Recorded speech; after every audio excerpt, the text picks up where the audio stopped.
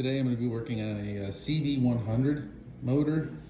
This is probably out of a 72 K2 based on the serial number on the motor located right there, which is the same motor as the K1 or the CB100 straight version. We're going to take off the head and the cylinder here, and then we're going to take a look at it. Purchased this motor on Facebook Marketplace. I paid $100 for it. I bought it because it's mostly complete. It's missing the side cover here.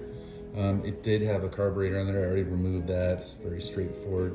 8mm bolt nuts here. I took off the coupler for the exhaust, and again 8mm. And these are not OEM nuts, so I'll be replacing those as well. Okay, to start the disassembly process, we're going to remove the point cover here, and it's held on by these 5mm screws on either side. I'm using a number 3 screwdriver. You want to make sure that the screwdriver fits snugly in there, because you will strip these little screws. You see this one was done by somebody, and we'll see if we have to Dremel that out or if I can get it. But an impact driver is also a good idea, but again, a number 3 screw.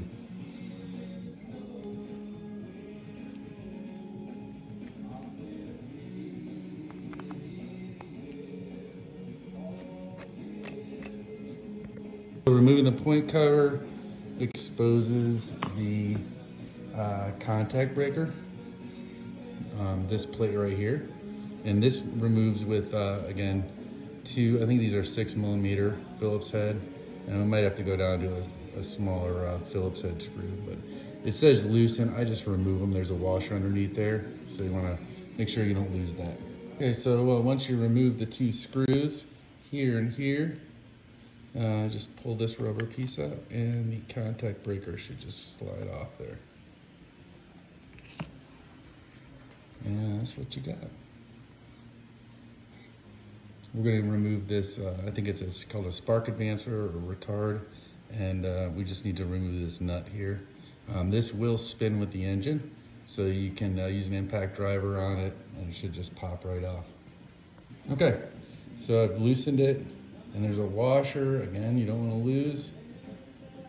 I think this is a 10mm bolt washer. Then you can remove the arrestor or the retarder, and you'll see there's a little notch in there. Prevents you from putting on it any way but the correct way. There's a little knob right there on the cam. All right, now we're down to the point base. That's this whole collar. It comes off with these 2 bolts. You can see this one has been stripped out pretty bad. This one's in good shape. But I'm going to try with an impact driver before I start dremeling on it. Again, Phillips number 3 is what you want to use for that. All right, success. The impact driver worked. Here are the 2 bolts. They're the same size, but you definitely want to keep everything separated so you know which way it goes back in order. You want to be careful when removing this not to damage that O-ring. Hold oil, and this will get cleaned up. All right, and this exposes our sprocket for our timing. All right, so when removing the timing sprocket, we're going to want to put the motor at top dead center, and this can be accomplished one of 2 ways. I prefer to take this cover off. But you just need to spin the motor until there's a small witness mark. I don't know if we can show it. See that little circle right there? That's got to line up with this notch right here, and that'll be top dead center. What I'm going to do is I'm going to remove this cover, 2 screws. This one only had 1, so that's something I got to get. And then I'm going to pry this off. It's got a rubber gasket, an O-ring in there. It's not a gasket, an O-ring. And you know, I prefer to try and keep stuff in there so I don't have to purchase new ones. It'll expose the inside here, and you can see the T right here with that mark right next to it. And if we spin the motor around until we get that T to be right here, that'll be top dead center or bottom. And we'll know if it's top if this little circle lines up here. And this will rotate twice for every one rotation of this. So we're gonna spin this around until it says T. It's not, that notch is lined up with the notch by the T, and then check to see if that circle is matched up here. And if not, we'll go one more rotation on this, and that should put that circle right there, right on there. And this is a 14 millimeter nut. I'm gonna grab that real quick. All right, so I've got my 14 millimeter socket on here, and I'm gonna spin this around until that T lines up, that T notch lines up at the bottom.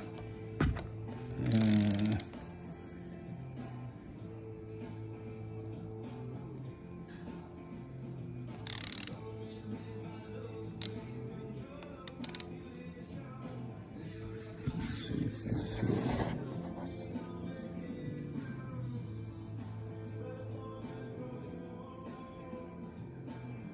All right, that's it. You can see. I don't know if that really shows it. Maybe not quite.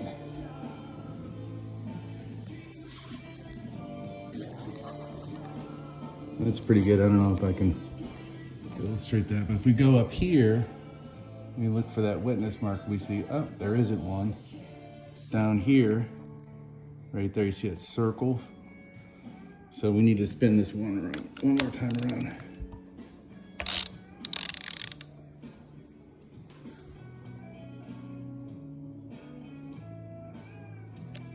And now you look up here, circle, notch.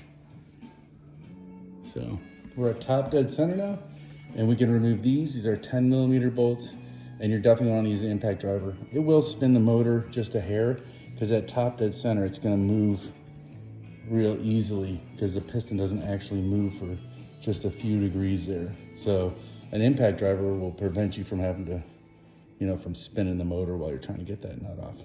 So I'll get to that. Okay, so when you're removing these, you should also be extremely careful not to drop them, because I am not splitting this case. I'm just assuming because it's a Honda that the case is in good shape, which could burn me. I wind up having to undo all this, but make sure you don't drop that because it'll go all the way down in here somewhere, and you'll have to split the case to get it out, or potentially. So now that that's out, I'm gonna use a pick, and I'm just gonna work on this to get it, the sprocket to fall out, and it will. Okay, yeah, so I just used my pick, pulled on it, and you see the sprocket came right off of there. Now we're gonna take the sprocket out, and then I'm gonna either zip tie if I have any here, or I'm gonna take a screwdriver through there so that chain doesn't fall all the way down the case also. Okay, so there it is, sprocket came out really easy. I didn't have to use a screwdriver, I forgot to, because the cam's still in here, it's gonna hold it in. But I will be removing the cam next, so that I will have to support the chain. And let's see, I'll see if I can do that one-handed. You kind of have to guide it around. I don't know if I can show you, but there's specific areas where the cam will slide out. I think I'm gonna need 2 hands for this. I'll put the chain on the back so it doesn't cause any tension. There it goes. Yeah, let's see here. So you spin the cam till the load passes through the whole channel that's in there.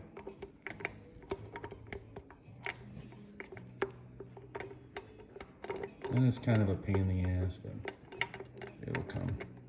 All right, so I had this front, the one lobe, the first lobe was coming out through this side. It needs to come out through this side so that the second lobe can come out through this hole. And I'll show it when it's out more clearly, but there's that one lobe, and there's right behind it's the other lobe.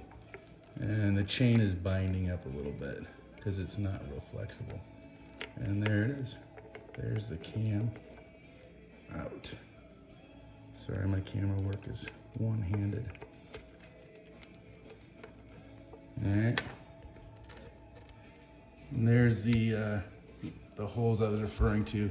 The first lobe has to come out this way. The second one goes out here, which is going to be important when you're putting it back in. and I'll show you why momentarily.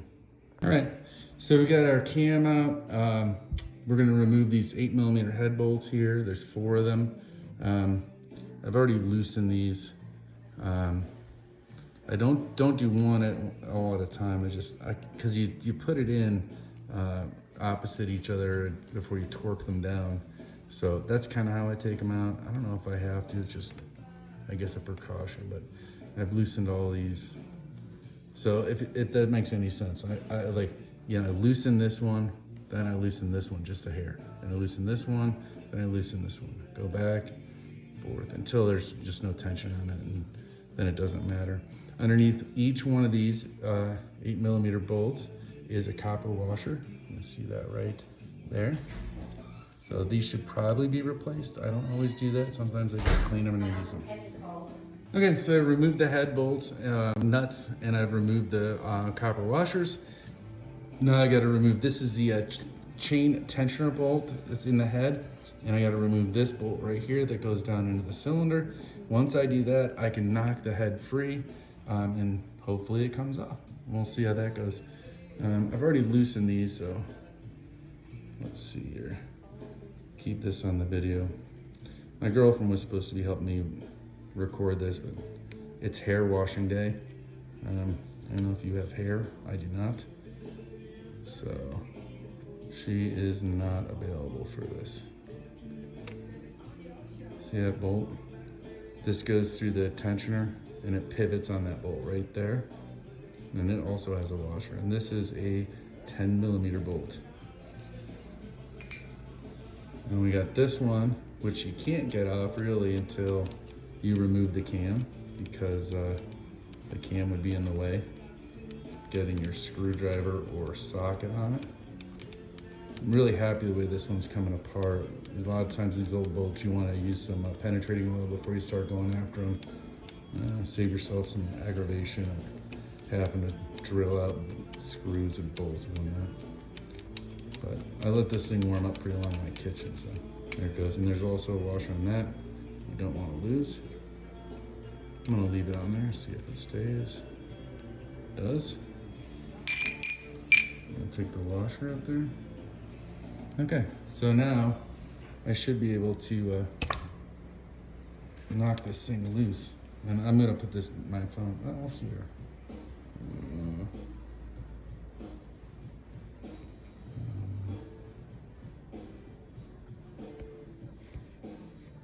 I'm gonna put my phone down. All right, so we'll see if we can get this head loose. All right, that's coming loose. You wanna make sure not to drop the chain into the bottom half of the motor, unless you just like doing stupid stuff, which I have been accused of. There it goes.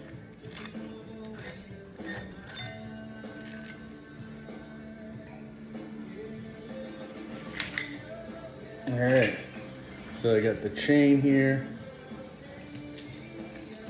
Here's your tensioner. That's where the top of that bolt was. And there's a chain guide on this side. It's got to come out next. So a quick look at the top of the cylinder. Head gaskets right here, and we'll peel that off. There are 3 of these dowels. And it's important that they go into the right spots. So make sure that 2 of these were stuck in the head. So I made sure I put them in the appropriate spot on the cylinder, and they've got O-rings that go with them, which should come with a rebuild kit if you so choose. You can see the scarring on the top of that piston.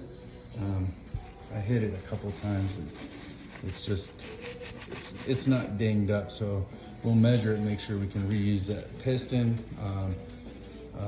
Just because, why not? All right, so I'm gonna remove the guide, and then I'm gonna start knocking with a rubber mallet on the cylinder, see if I can break that loose. Okay, I tried to remove the chain guide and didn't realize that the head gasket covered up these channels for the chain guide to come out. and it just pulls out. The manual doesn't say, it just says remove. So, so you live and learn. But just snap it out like that, and there goes, that's your chain guide. It's pretty straightforward to stick it back in there. Goes into this channel. Not sure if you can see that, but anyways, now I'm ready to start pounding on this thing. I'm not gonna videotape. Well, maybe I will, depending on if I, we'll see. But if you do hit it with a rubber mallet, which is the preferred method, very cautious not to break these cooling fins, and also use light taps and just kind of work it around. It's gonna feel like it's stuck on there. It's not, it'll come off. Just to be patient, and like I said, I'm gonna try and hit it where there's less cooling fans. Maybe take a piece of 2x4 to try and disperse the force over the cooling fan. So if I do have to hit it here or here on the other side, that I do not break those cooling fans. And then it should slide up. The piston's not stuck. I was able to move it through their cycle pretty easily, so I'm not really worried about that piston being stuck. If yours is, that's another problem. So here's the head gasket. I guess it's not in terrible shape, but that piston needs to be cleaned up for sure, and so do these valves. I'm going to do a leak test on these valves. The way I'm going to do that, I'll start with, I can see there's a gap in there, but I fill this thing up with dirty gas and leave it upside down, this little bowl on the top. And if gas leaks out the valve stems on the inside, now you do have to have a spark plug in there because it'll leak out that hole, but it shouldn't leak anything. I've heard of guys using penetrating oil and filling this up with penetrating oil. Whatever you want to do, don't use water. I use old gas because I have a ton of it. And then I assume this will leak, and that'll pretty much cover our places for lost compression. Is going to be the valves here, the piston rings, which we're going to replace here, or the head gasket. So once you do those three things, we'll measure out the cylinder, make sure that it's within specs, measure the piston, make sure it's good, then get a new set of rings and replace those. And that'll be in a following video, but that's why we're doing all this. I guess I should have said that at the beginning. All right, so success. Little rubber mallet persuasion, and it just came right up. And see if I can get a video.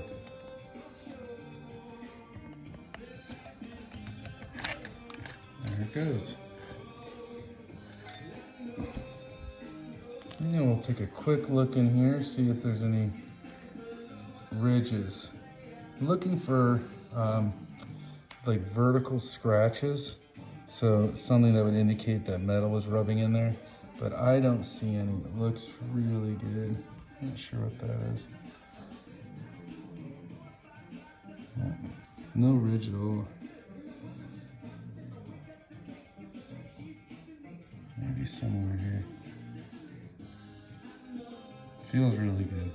So we'll clean this up, and those dowels are still in here. 1, 2, 3. You can see the piston here.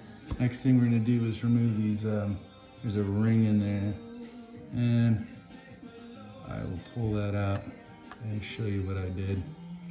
Needle nose pliers are good there.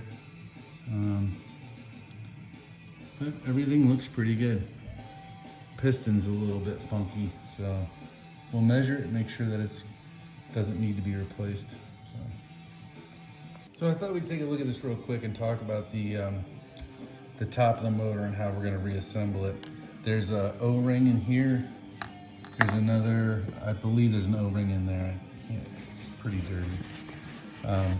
Over here is important though. This is a channel that oil will come up into this channel, and then it'll travel up here to the head, and it's what lubricates the top of the motor. So it's important when you get your new gasket kit that you make sure that is not covered up.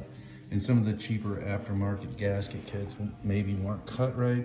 This one, you can see has a channel in there, and one of the dowels came out. So there's 2 dowels on the bottom, and they're right next to the chain here and here. And then there's 3 dowels on the top of the head, and they go in that order. This one doesn't have a dowel. And I believe that is correct.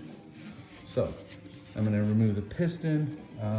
The rings are all in one piece.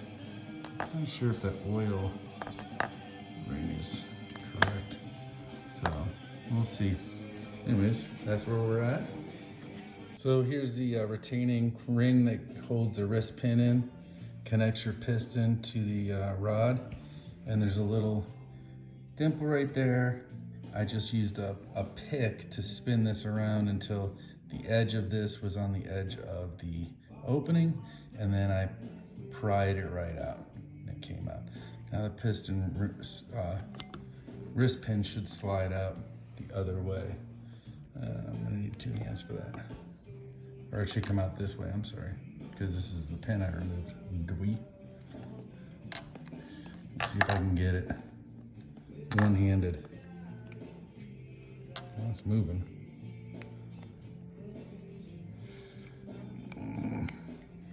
There it goes. How about that? I'm getting better at videotaping this stuff.